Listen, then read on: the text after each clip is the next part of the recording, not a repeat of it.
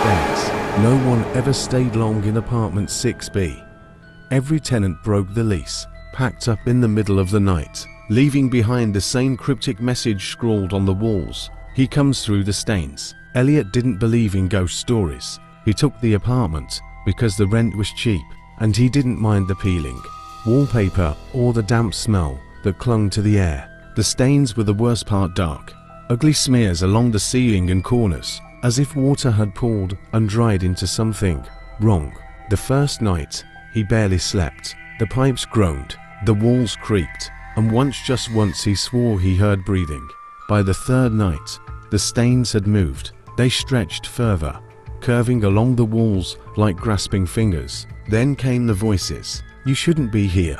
A whisper, soft, close. Elliot turned, heart hammering, but he was alone. Just his reflection staring back at him from the TV screen. Then his reflection moved. It raised a hand, touched the dark smear on the ceiling. Elliot did the same, slowly reaching up. His fingertips brushed the stain, and for a second, it felt wet. Then something grabbed him. A hand cold, rotting shot out of the stain and clamped around his wrist. Elliot screamed, yanking away, stumbling back. His breath came in ragged gasps as the stain began to ripple. Something pulled itself free.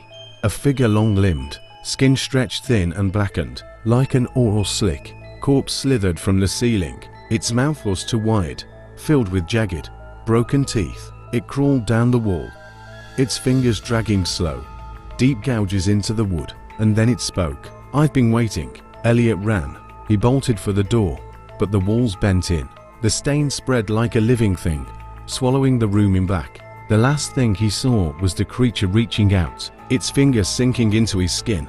By morning, apartment 6B was empty again.